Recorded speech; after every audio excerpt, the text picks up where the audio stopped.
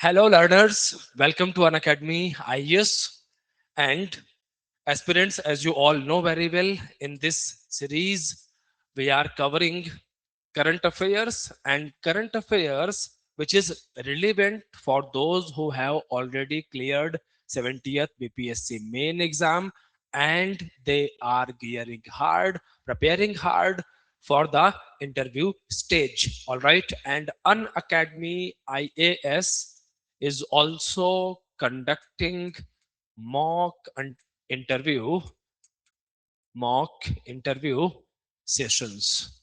All right, and you can attend these mock interview sessions at Unacademy IS Patna, JV Road, JV Mall, second floor, Boring Road, Choraha. All right. So this is information for you. Hundreds of aspirants are attending these mock interviews conducted by the experts. Proper DAF analysis with current affairs, sessions of current affairs, all right, as well as proper feedback and content is also available for the aspirants with respect to specifically current affairs things, right? Current affairs, national, international, Bihar specific, and even national current affairs with respect to the Bihar current affairs, Bihar के साथ में connectivity क्या है उसको जोड़ करके, all right. So these are the things, guys. With this, I am taking you forward towards first news of today's session. All right. So the first news is associated with Shanti bill. काफी दिनों से बातचीत चल रही थी. I was just waiting कि शांति bill एक बार ये पार्लियामेंट में आ जाए, ऑल राइट, पास हो जाए वहां से, तो फिर इसके ऊपर बात करना ज्यादा रिलेवेंट रहेगा, specially for the interview. All right, and we all know very well, जिस दिन हम लोग बिहार की बात कर रहे थे, आप सेशंस उठा के देखना, small modular reactor in Bihar. All right, although it is proposed. कैसा है बच्चे, ये प्रपोज्ड है. एंड बिहार में जो स्मॉल मॉड्यूलर रिएक्टर प्रपोज्ड है, फाइन, उसका कनेक्शन बनता है शांति बिल के साथ में. शांति बिल के आने से ये जो नया प्रपोज्ड रिएक्टर है नवादा के बेल्ट में, इसके लगने की जो पॉसिबिलिटीज है, this possibilities will be increased. Okay, now listen to me. What is the full form of this Shanti bill? What is the full form? The full form is sustainable, you can see here, sustainable harnessing and advancement of nuclear energy for transforming India 2025. Guys, first of all, this full form should be very handy, दिमाग में बिल्कुल होनी चाहिए आपके. अगली चीज आप यहां पर देखें, this bill is very important. अगर आप समझो कि in past 100 years, not exactly, अगर आप यहां पर देखें सिंस 1947, सिंस 1947 2026 आ गया अभी तो, fine, 47 26. Now listen to me. जब से हमने एटॉमिक एनर्जी पर वर्क करना स्टार्ट किया, since then this is the one of the this is one of the most impactful reform done in the nuclear energy. Actually, aspirants, in the field of nuclear energy, we have Atomic Energy Act, which was Atomic Energy Act, Atomic Energy Act, and this act was passed in 1962. All right. Then we have Civil Liability for Nuclear Damage Act. All right, CLNDA, CLNDA, and it was passed in 2010. 2010 में इसको पास किया गया था. Fine. सो अभी हुआ क्या? What is happening now?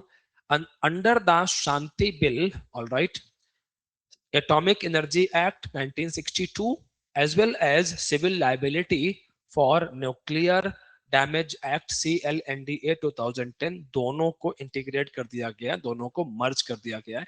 And this is the biggest reform till date in nuclear energy. And as we all know very well, we have goal of 100 gigawatt of nuclear energy, nuclear capacity building since 2047, and you all know very well, up to 2070 our goal is to achieve net zero. Alright, इस सब के साथ में जोड़ देंगे आप, बताया हुआ है मैंने आपको पुराने सेशंस के अंदर में.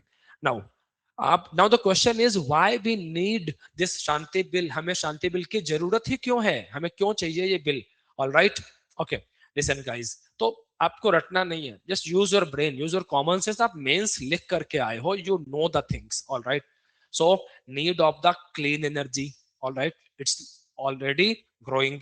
एंड आर डिपेंडेंसी, अगर इंडिया की आप डिपेंडेंसी देखो, so what is the need of Shanti, what is the need of the,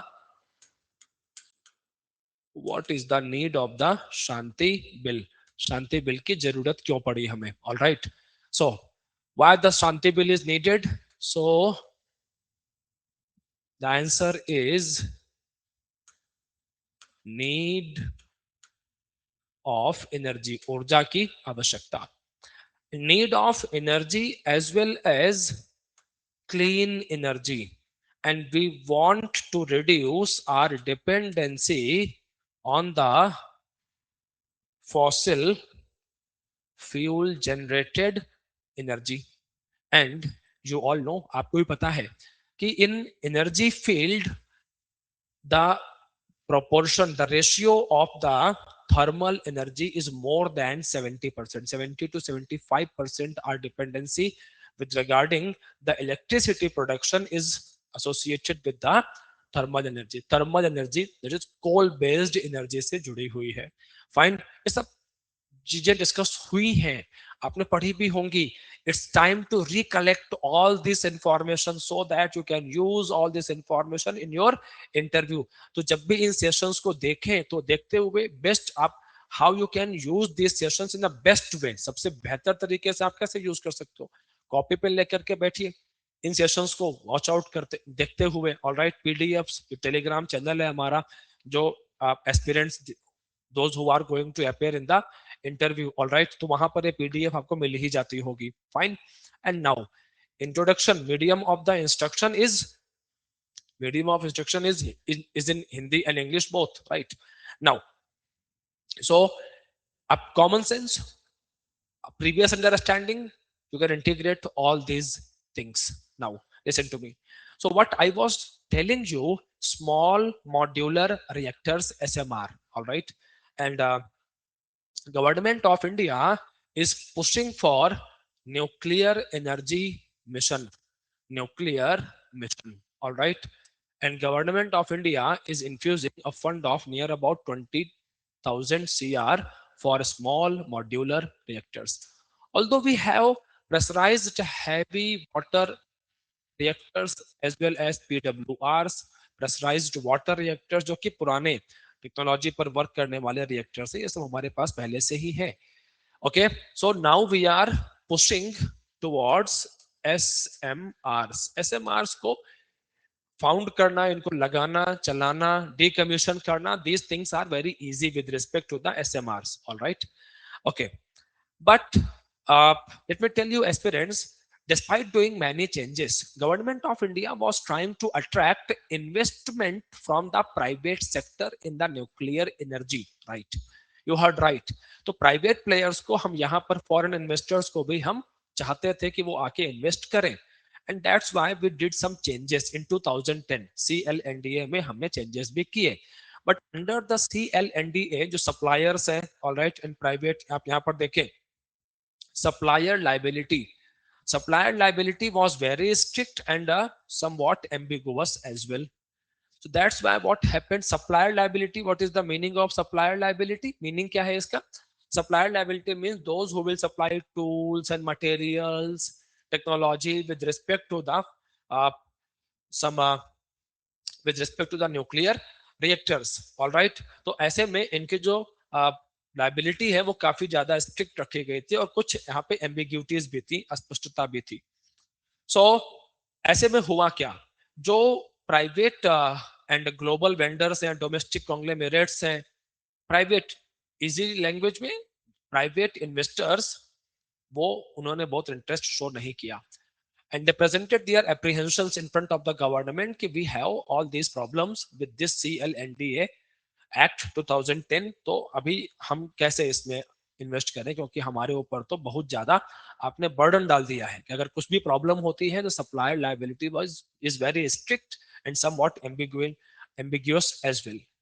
So now government of India thought we can do some reforms, हम reforms कर सकते हैं so that private investment, global investment, foreign investment भी nuclear energy में India में आए.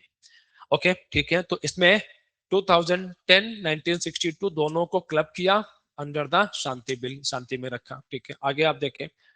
So open the civilian nuclear power value chain. एक बात आप यहाँ पर ध्यान रखें कि जो गवर्नमेंट के स्ट्रेटेजिक यूज के न्यूक्लियर पावर रिएक्टर्स हैं वो बिल्कुल डिफरेंट है, बिल्कुल अलग रहेंगे वो. ऑलराइट, यहाँ पर जो बात हो रही है वो हो रही है civilian nuclear power value chain.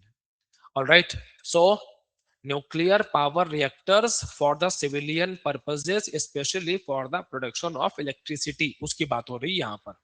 Alright, and definitely modernize safety, security, liability provisions, etc. with respect to the need of the clean energy. All right, so now with this Shanti bill we are opening the new sector, nuclear energy sector, for the private and foreign players as well, and build, own, operate, decommission, etc.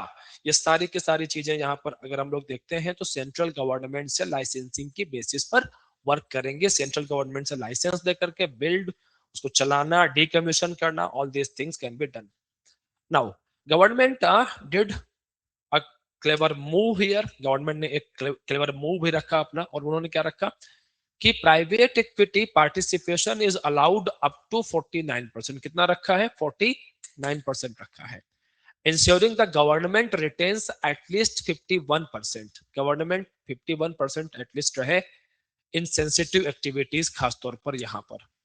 Foreign involvement की अगर हम बात करते हैं तो 49% FDI is invested in specialized nuclear activities subject to broader FDI policy and security clearances. तो 49% यहां पर भी रखा हुआ है. ऑलराइट, बट वहां पर भी गवर्नमेंट ने एफडीआई के नॉर्म्स, क्लियरेंसेस, न्यूक्लियर एक्टिविटीज, वो सारे प्रोविजंस ऐड किए हुए हैं, because nuclear energy is very sensitive affair. Alright, so we cannot randomly open the nuclear energy sector for the private and foreign investors, right? आप समझे यहाँ पर, क्योंकि we know very well in past the whole world witnessed, the whole world saw the problems, all right, the disaster led by the nuclear power plants. And Chernobyl we all know very well, very infamous incident in USSR, Fukushima in Japan, all right, as in India industrial tragedies की बात करें, then we have already seen that Bhopal gas tragedy, right?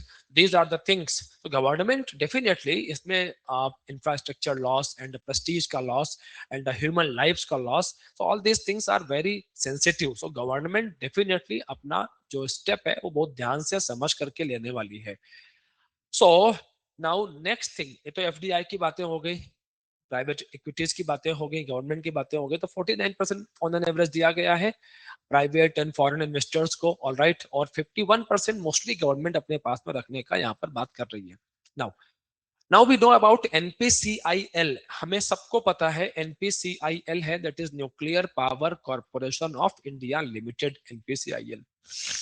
Alright, so इसका मतलब ये हुआ कि जो nuclear power है, न्यूक्लियर पावर प्लांट्स है, ऑलराइट, न्यूक्लियर रिएक्टर्स हैं, उनको ऑपरेट करने में, चलाने में जो मोनोपोली था एनपीसीआईएल का, उसको चैलेंज, उसको जो है अब वो नहीं रहेगा. एनपीसीआईएल है बट उसकी मोनोपोली अब नहीं रहेगी. So private firms definitely will bring money, investment, technology, and with this exploration, mining of atomic minerals, इसमें फंड लगेंगे, right? As well as nuclear fuel fabrication equipment component manufacturing में funds लगे, construction, civil nuclear R&D में funds लगेंगे. तो all these things are very good.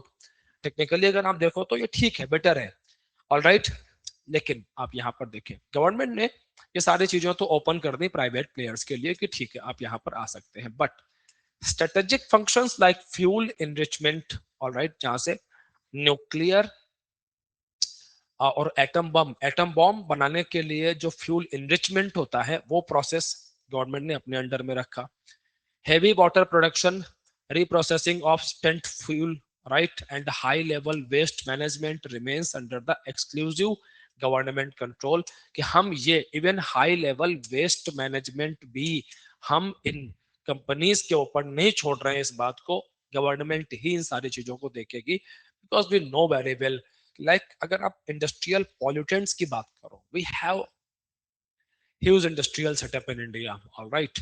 And जब industrial pollutants को dump करने की बात आती है, उनको उनको जो है किस तरीके से खत्म किया जाए, डिस्पोज किया जाए, डिस्पोजल की बातें आती हैं, then we all know very well कितनी सारी प्रॉब्लम्स एंड अनोमलीज आती हैं यहाँ पर हमारे सामने, alright. So government is well aware about these things. That's why government put all these things, all these activities under the strict control of the government. Now, after this, there is one more institution. We have one more institution, that is AERB. क्या है हमारे पास में? We have AERB. And जो government, जो मैंने बताया था फंक्शन अभी यहाँ पर, कि ये गवर्नमेंट के अंडर में रहेंगे, तो कौन? Department of atomic energy. आप याद रखें, एनपीसीआईएल का monopoly is going merger or mix of 2010 and 1962 act. All right, two things. Third thing, DAE will take care of all these things. Then we have AERB, that is Atomic Energy Regulatory Board. All right, AERB. So AERB, we all know very well that it was a subordinate authority under the DAE, Department of Atomic Energy. We have DAE. Under DAE, Atomic Energy Regulatory Board is present. All right. So DAE is here and AERB is here. AERB is subordinate of DAE. Now, right now. So what is happening here? Under the Shanti Bill, AERB is made statutory body. इसको क्या बना दिया गया है? Statutory body. And now the AERB will come under the parliamentary control. Control में किसके आएगा? Parliamentary control के अंडर में आएगा. जैसे सीएजी एटसेट्रा हैं, जैसे इनको हम लोग देखते हैं, तो उस तरीके से ही आंसरेबल होगा AERB toward the parliament through statutory reporting. Alright. And what responsibilities are given to the AERB? AERB को responsibilities क्या दिया जा रहा है? तो ensuring nuclear and radiation safety, all right, at civilian nuclear facilities, as well as radiation protection, all right, emergency preparedness, quality assurance, all these things, and issuing safety codes, licenses, etc. Then safety authorization is required for manufacturing, possession, transport, import, export, establishment, operation, decommissioning, इन सब में जितनी भी safety security की बातें हैं, वो सब कुछ देखेगा कौन? AERB, that is atomic energy regulatory board. और वो रिपोर्ट किसे करेगा? AERB. AERB will report to parliament. All right, process आप देख लें, ये याद रखना है आपको. And AERB is made statutory body. Now after this, safeguarding and control mechanism. All right, listen guys, as I already discussed with you, इस bill के अंदर में FDI से जो फंडिंग आएगा, ऑल राइट, तो वो ऑटोमेटिक FDI रूट से फंडिंग नहीं आ सकता है. All right. Foreign participation is channelled through regulated licensed arrangements and capped equity share with detailed security vetting. So ऐसा नहीं है कि मतलब डायरेक्टली कहीं से भी कुछ फंड आया और वो लग गया, तो FDI आएगा, अलाउड भी है, but government of India will take care of this. Government of India का रेगुलेशन रहेगा यहाँ पर. तो आप समझे, ये जो FDI है, ये does not provide an automatic blanket FDI route. ऐसे नहीं चलेगा. All right. गवर्नमेंट के पास में एक्सक्लूसिव कंट्रोल भी रहेगा. All right. As well as graded licensing भी किया गया है AERB के लिए. फाइन. एज वेल एज आप यहाँ पर देखेंगे periodic inspections and license renewals, license 5 साल के बाद। लाइसेंस ऐसा नहीं है कि आपको हमेशा के लिए मिल गया लाइसेंस, रिन्यूअल टाइम भी यहाँ पर ऐड किया गया है। And law provides for a nuclear liability fund, nuclear liability fund बनाने की बात भी यहाँ पर कही गई है। Ultimate last thing, tiered liability structure. When we see CLNDA, CLNDA पे near about 1500 CR का एक कैपिंग रखा हुआ था यहाँ पर for reactors greater than 10 megawatt या बराबर के हैं तो। But under the Shanti bill what happened, larger reactors producing 3600 megawatt और अबव, ऑपरेटर लाइबिलिटी, जो ऑपरेटर है उसकी लाइबिलिटी कितनी है 3000 सीआर, अगर कोई मिस हैपनिंग होती है तो in that case 1500 to 3600, around 1500 CR. ASMR के केसेस में 100 सीआर के आसपास में। और अगर इससे ज्यादा लाइबिलिटी आती है, so the government of India will take the responsibility. Who will take the responsibility beyond these? The union government assumes liability, वो liability लेते हैं यहाँ से। और इसीलिए आप देखें कि न्यूक्लियर लाइबिलिटी फंड बनाने की बातें भी यहाँ पर कही गई हैं कि हम एक न्यूक्लियर लाइबिलिटी फंड बनाएंगे कि यहाँ पे जो पैसा आएगा उस फंड को अगर ऐसी कोई मिसहैपनिंग होती है, this fund will be used over there. Alright, then we have supplier liability and penalties. Supplier liability अगर हम बात करें तो under the CLNDA it was very strict, ये काफी स्ट्रिक्ट रखा गया था। बट अगर हम यहाँ पर बात करते हैं तो सप्लायर्स को डायरेक्टली लायबल नहीं बनाया गया है। ऑलराइट, सप्लायर्स डायरेक्टली लायबल नहीं है। This change is meant to address investor concerns and bring India closer to the global liability practice, but it also means suppliers are not directly accountable under the special nuclear liability law for defective components or design flaws. Penalties for regulatory violations are capped. इनको cap किया गया है like 1 CR for serious breaches. तो अब यहाँ पर जो suppliers है, अगर सप्लायर की आपने लाइबिलिटी सेट नहीं करी है तो ऐसे में जो अपोजिशन है, अपोजिशन इसी बात को हाईलाइट कर रहे हैं। तो कहना है कि आपने तो सप्लायर्स को एक तरीके से फ्री हैंड दे दिया, और अगर सप्लायर्स यहाँ पर जो बैड प्रोडक्ट है, बैड कंपोनेंट है, उनको अगर उन्होंने हमें सप्लाई कर दिया और उसकी वजह से कोई मिस हैपनिंग हो गई, then who will take the responsibility? Operator will take the responsibility, supplier will take the responsibility. किसकी रिस्पॉन्सिबिलिटी होगी? अबाउट द फॉल्टी इक्विपमेंट्स के लिए। Alright, so this is a matter of concern. Government of India क्या कह रही है? तो we all know very well, safe energy, low carbon energy, 2070 net emission की बात है, 100 गीगावाट, ये सारी तो चीजें मैंने बता ही दी हैं आपको। After this, India's nuclear energy mission. So अगर आप देखें इंडियाज न्यूक्लियर एनर्जी मिशन की अगर आप बात करें तो we are on 3 stage fuel cycle to utilize its considerable thorium reserves, क्योंकि हमारे पास में थोरियम रिजर्व तो ठीक ठाक है। ऑल राइट, बट इसका exploration and mining is the problematic thing. All right, and near about we have 25 operating reactors across multiple sites, but ये PHWR है, and that's why now we are pushing for the SMRs, all right, and Indian entities like BARC है, NPCIL है, etc. These are working, all right, and now we are uh, pushing for the fast breeder reactors FBR की तरफ हम लोग जो है आगे बढ़ रहे हैं, पुश कर रहे हैं इसको। Now, so this is the plan of government of India.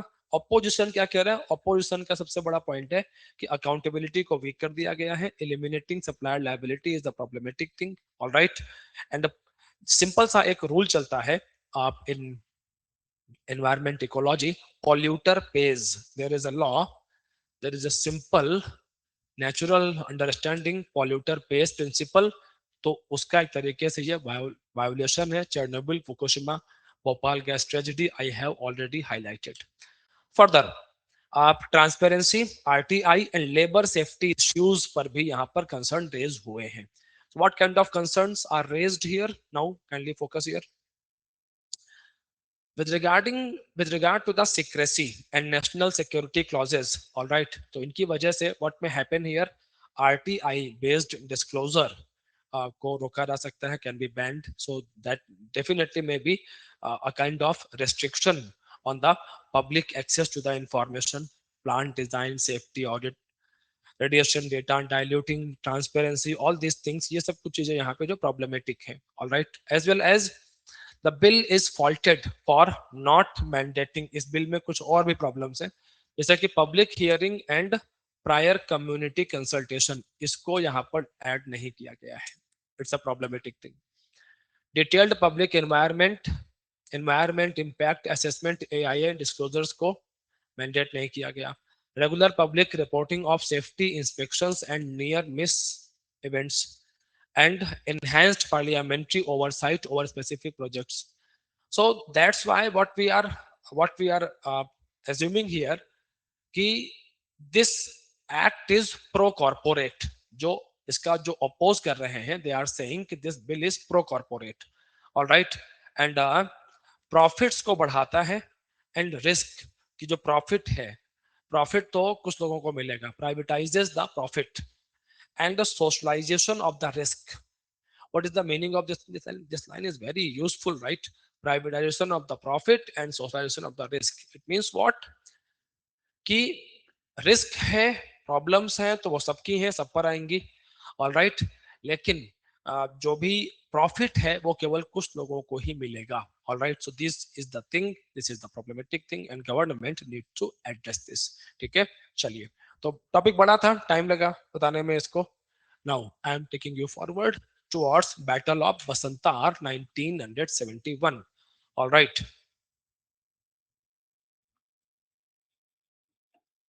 kindly focus.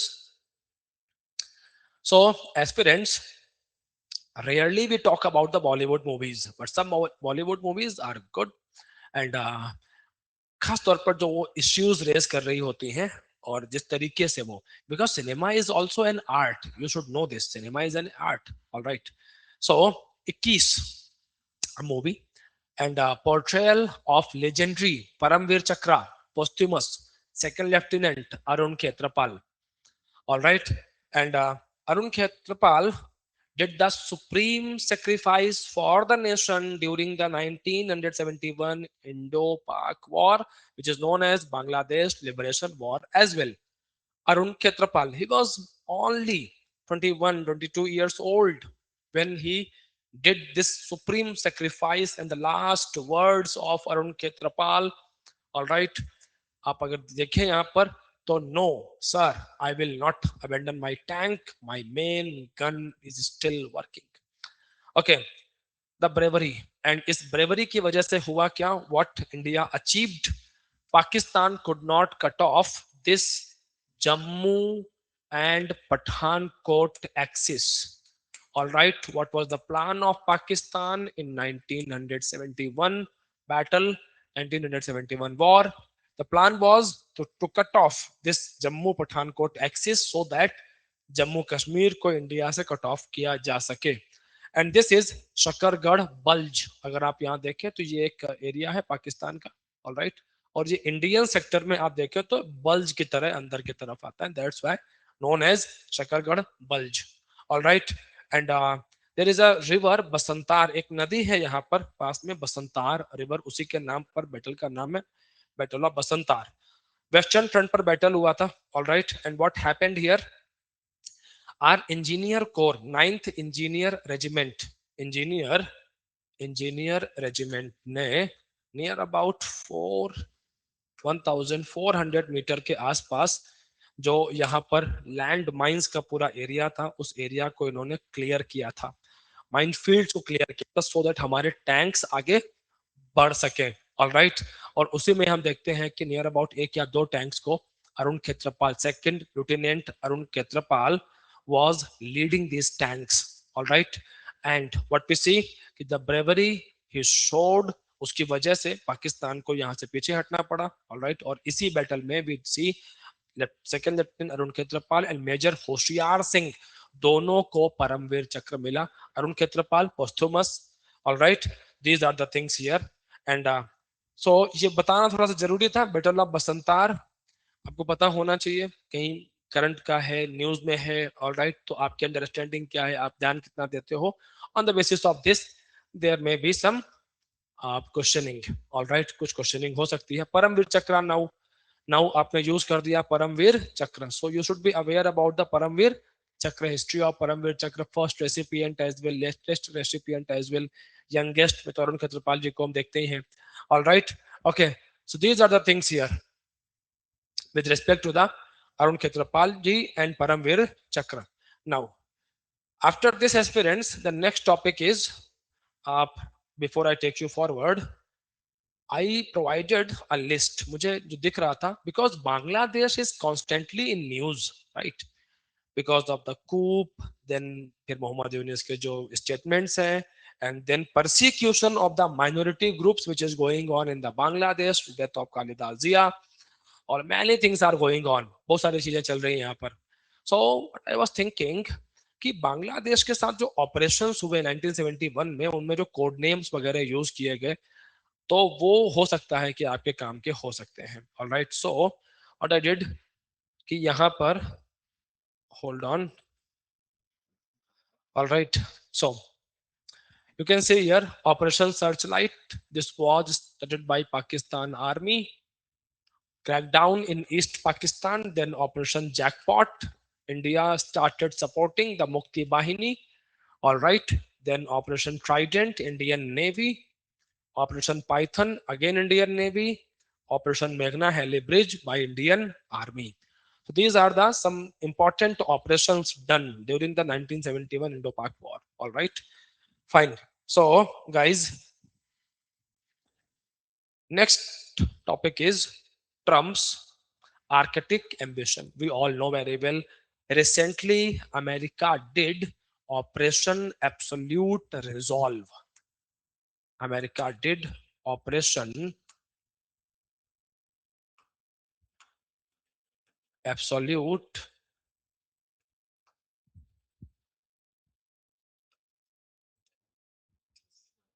Resolve. All right, you can see here. And this Operation Absolute Resolve was done by America in Venezuela. कहां पर किया इन्होंने इस operation को? America did this operation in Venezuela and arrested the leader in Venezuela, Nicolas Maduro. अब यहीं से कुछ एक न्यूज और भी उठनी शुरू हुई, आनी शुरू हुई, and that is what Trump's Arctic ambition. Actually, in the past as well, what we see, what we see, American presidents, they showed interest in the Arctic Circle. Arctic Circle में America के जो presidents रहे हैं, इन्होंने अपना interest लगातार show किया है, दिखाया है. फाइन, ट्रम्प भी इस चीज को उठा चुके हैं, बता चुके हैं. In 1867 was the year when we see the US State Department identified Greenland's strategic value. Then during the Second World War में हम लोग देखते हैं कि नाजीज की जब एंट्री होती है, नाजीज आते हैं. All right, you can see here, this is the Greenland. All right, and let me tell you, aspirants, Greenland is under the control of Denmark, but Greenland is autonomous region under the Denmark के control में है, but autonomous region है Greenland. Alright, तो वहां पर उनका अपना local में जो एडमिनिस्ट्रेशन है, that is very dominating. So that's why आप दो टर्म देखोगे, the administration in Greenland and Denmark. Alright, both showed the apprehension whatever happened in Venezuela, that may happen in the Greenland as well. Greenland में भी ऐसा कुछ हो सकता है. As everyone is aware, since 1867, America is interested in Greenland. During the Second World War, when Nazis, you can see here, आप Germany के areas यहाँ पर देख सकते हैं. डेनमार्क के इसके साउथ में आप जाओगे तो जर्मनी आपको दिख जाएगा, एंड डेनमार्क की तरफ जर्मनी की एंट्री हुई थी. We all know very well during Second World War. All right, and then further we see कि अमेरिका ने यहाँ पर अपना एक बेस वगैरह बनाया. अमेरिका यहाँ पर आया, प्रेजेंस अमेरिका की थी. देन 1946 के आसपास में अमेरिकन प्रेसिडेंट ट्रूमन $100 मिलियन दे करके इस आइलैंड को खरीदने की बात ऑलरेडी कर चुके थे. चीजें मेकअप नहीं हुई. ऑल राइट, एंड अल्टीमेटली हम लोग यहाँ पर देखते हैं कि अमेरिका के साथ में जो यूएसएसआर का कोल्ड वॉर हुआ, देन नेटो का बिल्डअप हुआ, इन सब के बैकग्राउंड में what happened, US Denmark defence agreement हुआ और उससे अमेरिका का एक बेस तो यहाँ पर बना। 2017 से 21 के बीच में ट्रंप ने फिर से ये जो प्रपोजल था इनका परचेज प्रपोजल, इसको उन्होंने आगे बढ़ाया, बट चीजें मेकअप नहीं हुई, जो है आगे बढ़ नहीं पाई। ऑलराइट, बट फिर से after whatever happened in Venezuela, apprehensions are increasing that Mr. Donald Trump is not ready to follow the global order. Global order दुनिया के लेवल पर क्या चल रहा है, this man is not ready to follow this, कि मैं इसको फॉलो नहीं करने वाला हूं। ऑलराइट, और इससे होगा क्या, chaos will create, the whole global order will collapse, United Nations is something like puppet. तो ऐसे में अगर हर कंट्री अपने मन की करने लगेगा, then we all know very well कि इसी वजह से the whole world saw first world war, then second world war and many wars, right? Okay, why this arctic circle is important, why this greenland is important, ये important क्यों है, let's examine this, इसको देखते हैं पहले तो। Aspirants, if you see the location, the geographical location of the Greenland, you can see here. Here is the Iceland. All right. You can see here Denmark. You can see here Canada. All right. Then Finland and Russia. Connectivity to Russia as well. So uh, Greenland is a kind of advanced post for America. All right. North America and Europe के बीच में है, it में work as a early warning post. Alright, missile defence में भी अगर America की तरफ कोई मिसाइल आती है तो वहां पर भी अगर ये एरिया अमेरिका के पास में है तो डिफेंड वो अच्छे से कर सकता है। आर्कटिक सर्विलांस में भी यहाँ पर बेनिफिट्स इसको मिल सकते हैं। ऑलराइट, ओके, अमेरिका का स्पेस बेस्ड यहाँ पर है ही, Pituffik is a place. Alright, Pituffik is a place, मैं यहाँ लिख देता हूँ at your for your reference, you can see Pituffik. Alright, so Pituffik is a space base of America, America का स्पेस बेस है इधर, ये स्पेस बेस है। Alright, just a while.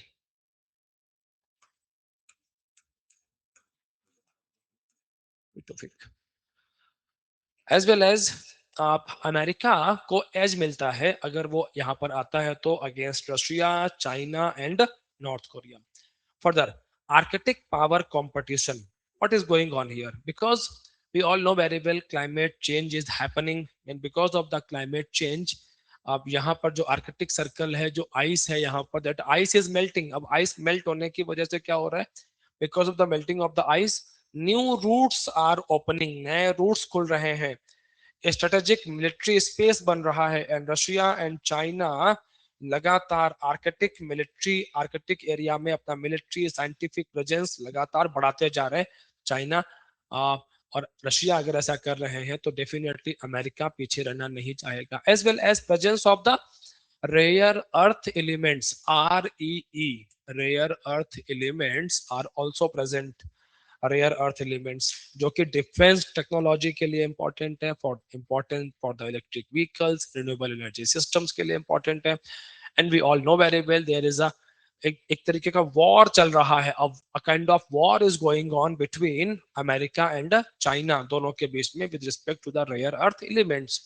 Alright, okay, so these are the things, that's why we see here ki America is heavily interested in the Greenland area. All right, now the people, the government of Greenland, Denmark, they are suggesting कि how America can capture, और कैसे वो अपना control यहाँ पर वो show कर सकता है अमेरिका आकर के। सो दे आर शोइंग कि अमेरिका यहाँ पर 3 स्टेप प्लान एग्जीक्यूट कर सकता है। ऑलराइट, 3 स्टेप प्लान एग्जीक्यूट हो सकता है फ्रॉम अमेरिका। 3 स्टेप प्लान क्या हो सकता है यहाँ पर, number 1, charm offensive. All right, charm offensive, it means what, outreach initiatives like visit bye Donald Trump, ये जाएंगे वहां पर, बात करेंगे लोगों से, और राइट, उनको ऑफर देंगे कि हम अगर आ गए तो हम अमेरिका आएगा तो if America will capture or control this area, Greenland, to what facilities you will get. All right, will you get? So this may be charm offensive thing. This may happen. Direct pressure. It is a high profile US visits. Criticising Denmark, Denmark का जो role है उसे criticise कर सकते हैं। Secessionist जो लोग हैं, जो अलगाव सेपरेटिस्ट हैं, अलगाववादी हैं, उनको प्रमोट किया जा सकता है डेनमार्क के अगेंस्ट में सेंटिमेंट्स को, और प्रोवोक किया जा सकता है। दिस में happen here. Influence operations, all right, तो लोकल लेवल पर लोगों को, जो मैंने बोला, प्रोवोक कर सकते हैं। तो this is the three fold strategy, threefold method which is highlighted by the Danish uh, government and media houses. Although America denied this कि हम ऐसा कुछ भी करने वाले नहीं हैं, all right, but we all know very well what happened in Venezuela कि एक, ठीक है, election was debated in Venezuela, but किसी कंट्री में इलेक्टेड प्रेसिडेंट को यूं जा करके उसको उठा करके ले आना, समझ रहे हैं, तो वो क्वेश्चन करता है कि आप समझो कि कैसे, कितनी बड़ी प्लानिंग रही होगी कि जो निकोलस मादुरो के जो साथ के लोग हैं, they did not do anything, कुछ नहीं किया, मतलब कि सबको पहले ही सेटल कर चुका था America, alright.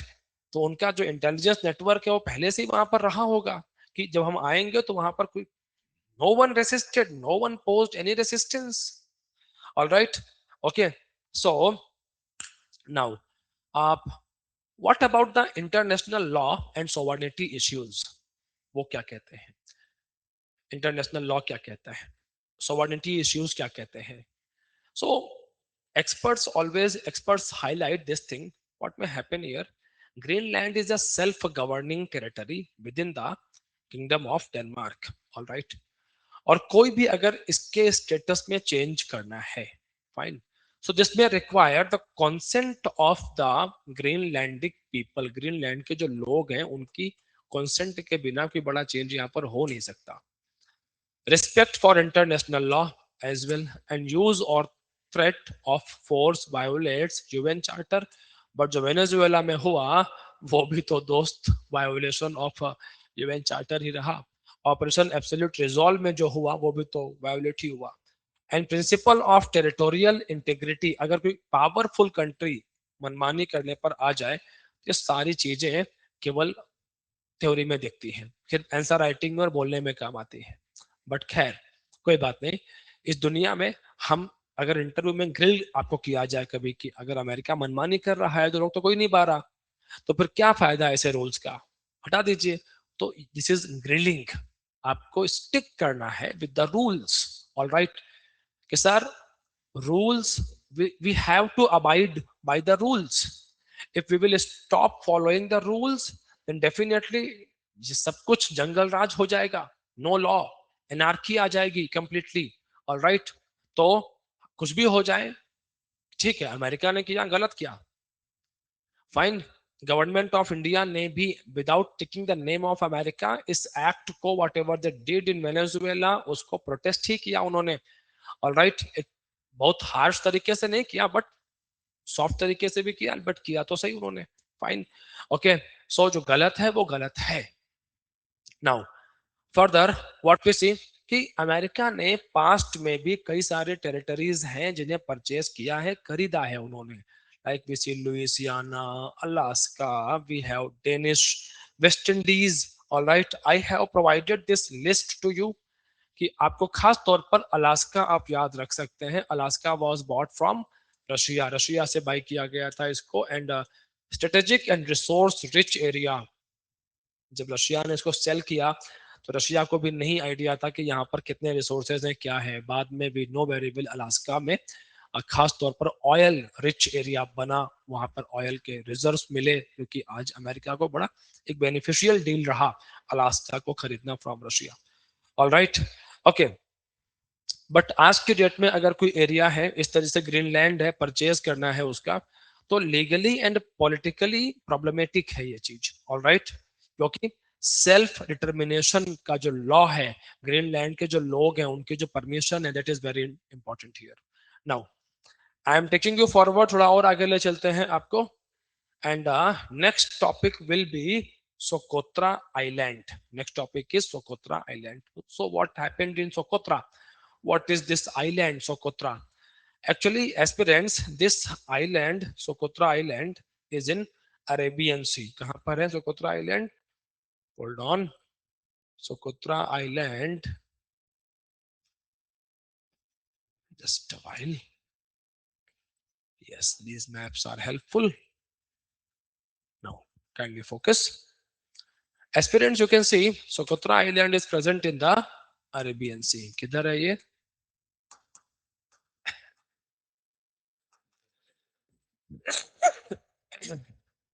Sorry.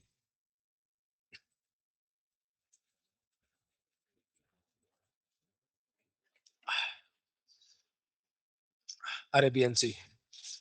All right. Now, kindly focus. So, it's an island in the Indian Ocean. All right. अब अरेबियन सी साइड में है तो मैंने अरेबियन सी लिखा, लेकिन I should write, please correct it. ध्यान रखेंगे, थोड़ा सा करेक्शन है. Indian Ocean and here is the Arabian sea. All right. Okay, ठीक है. नाउ सी, तो दिस इज एन आइलैंड, और यहाँ पर हुआ क्या है, what happened here, hundreds of tourists are stuck on the Yemen island of Socotra. Okay, Yemen control कर रहा है इस टेरिटरी को.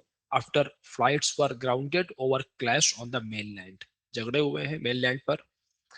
All right. And Saudi Arabia, UAE, Iran, multiple यहाँ पर बड़े सारे ग्रुप्स हैं, हाउथीज, इनके बीच का जो स्ट्रगल है, दिस इज इंटेंसिफाइंग. आप पीछे आप देखो तो सऊदी अरेबिया ने यहाँ पर कुछ स्ट्राइक्स भी करी थी, एंड यूएई को उन्होंने बोला कि आप यहाँ से अपनी फोर्सेस को हटाएं. एंड सऊदी अरेबिया ने ये एलिगेशंस लगाए ऑन यूएई कि UAE is helping the separatist groups, rebellion groups को सपोर्ट करता है यूएई. ऑलराइट. ओके, सो आप यहाँ पर देखो सकोत्रा का जो ज्योग्राफिकल रिलेवेंसी है, that is what, it is one of the largest of several islands extending eastward from the Horn of Africa. So Kotra has an area of near about 3,600 square feet, sorry, square kilometer. All right. Now you can see here, this is Horn of Africa. ये है, यहाँ पर आप देखें, this is Horn of Africa, and here you can see Socotra Island. All right. And we all know very well Yemen is here, and Yemen में we know instability है, and यहीं पर this is the Red Sea. ये कौन सा area है? This is the Red Sea. And Bab al Mandeb strait is here. आप यहाँ देखें, Bab al Mandeb strait is here. Fine, यहाँ पर है Bab al Mandeb, Gulf of Aden, Red Sea. And यहाँ पर सोकोत्रा है, यमन का एरिया है वो. सोकोत्रा, तो सोकोत्रा किस कंट्री के अंडर में आता है, पहले तो आप ये ध्यान रखें, Socotra is the part of Yemen. किसका पार्ट है? यमन का पार्ट है. All right. Okay. And in Yemen, Houthi rebellions are present. These Houthi rebellions are supported by the Iran. इन्हें सपोर्ट कौन कर रहा है? सपोर्ट करता है हाउथीज को, ईरान सपोर्ट करता है. And Houthis, this is Israel and Gaza strip. All right. So Israel जब भी गजा स्ट्रिप पर प्रॉब्लम्स करता है, सो हाउथीज उसका रिटेलिएट करते हुए यहाँ से जो इजरायली स्ट्रिप्स हैं उन पर टारगेट करते हैं, उनको मिसाइल्स यहाँ से चलाते हैं उनके ऊपर में. And in recent past we all know very well Saudi Arabia के जो रिलेशंस है, we all know very well Saudi Arabia Aramco company. All right. And America के साथ में सऊदी अरेबिया के relations are good. Fine. And you can see here Oman. अभी recently हमारे भी यहाँ पर विजिट हुई थी, पीएम साहब हमारे ओमान गए थे. Right. And you can see here UAE. And UAE Saudi Arabia का टेंशन भी है. Fine. And Saudi Arabia blames UAE कि you are helping the Houthi rebellions. तो यहाँ पर जो टेक्निकली जो गवर्नमेंट है, ऑफिशियल गवर्नमेंट है, दैट ऑफिशियल गवर्नमेंट को अगेंस्ट में जो रेबल ग्रुप्स हैं उनको यूएई सपोर्ट करता है. ये ब्लेम्स हैं. ईरान के बारे में it is very clear, Iran तो यहाँ पर ओपनली सपोर्ट करता है जो हाउथी रेबेलियंस है उनको। ऑल राइट, और 1990s, it was time 1990s से ये सारी चीजें यहाँ पर चलती हुई चली जा रही हैं। Fine, and this area is very important. अगर आप यहाँ पर देखें, this area is very important, why? Because एक तो biodiversity, Socotra island is very important for the biodiversity. All right. So with respect to biodiversity, what we see aspirants here, Socotra में जो flora and fauna है, all right, जो flora and fauna which is present in Socotra, वो केवल Socotra island में ही पाया जाता है और दुनिया में और कहीं देखने को नहीं मिलता। And that's why in 2008 Socotra Island, Socotra was recognized as UNESCO World Heritage Site. Yes. So it is the World Heritage Site declared by the UNESCO. This is the value of Socotra. But Socotra के साथ में Yemen जुड़ा हुआ है। All right, so you should be aware about Yemen as well. So this Bab al Mandeb, this is a kind of choke point. ये क्या है? This is a kind of choke point. Choke points वो जगहें होती हैं, strategic places होते हैं कि अगर वहां पर किसी ने कंट्रोल कर लिया, ऑलराइट, चोक पॉइंट्स के ऊपर में, सो फिर बाकी कंट्रीज के लिए वहां पर अपने कंट्रोल को बनाना लाना वो प्रॉब्लमेटिक हो जाता है। And this choke point is associated with the global sea, global ship traffic. जो शिप ट्रैफिक है, क्योंकि यहाँ पर आप देखो तो सुएज कैनाल है, as well as energy route, Persian Gulf and Red Sea. Persian Gulf and Red Sea both are very important for the proper supply of the energy to the world. दुनिया भर में जो energy supply है वो ठीक से रहे, उसके लिए ये दोनों एरियाज का पीसफुल रहना it's is very necessary. And यहाँ पर अगर आप देखो तो we have strait of, we have strait of Hormuz. क्या है हमारे पास में? स्ट्रेट ऑफ हॉर्मुज है। All right, okay. So Iran के साथ में इजराइल का जो टेंशन है, जिस तरीके से चीजें एस्केलेट हुई थी पिछले टाइम पर, अमेरिका और ईरान के जो रिलेशंस हैं बड़े स्लिपरी रिलेशंस हैं, तो all these are the things, all these are the issues we need to take care of. Fine, okay guys, these are the things with respect to the Socotra. Socotra क्यों news में रहा? Socotra Yemen का, Socotra क्या है, what is Socotra? Island है, Yemen का island है, world UNESCO world heritage site का पार्ट है। All right, horn of Africa, very close to the horn of Africa, Bab al Mandeb, and the political condition of Yemen, Houthi rebellions, Saudi Arabia, UAE equation, as well as UAE Iran equation, and connection with the Israel, Gaza, and Houthis. All right. So I tried to explain all the dimensions which are present here in short, जो कि interview के लिए आपको काम के रहेंगे। All right, guys. So with this, I believe I should end today's session. All right. जितने भी इंपॉर्टेंट डिस्कशंस हैं वो सारे के सारे हो चुके हैं।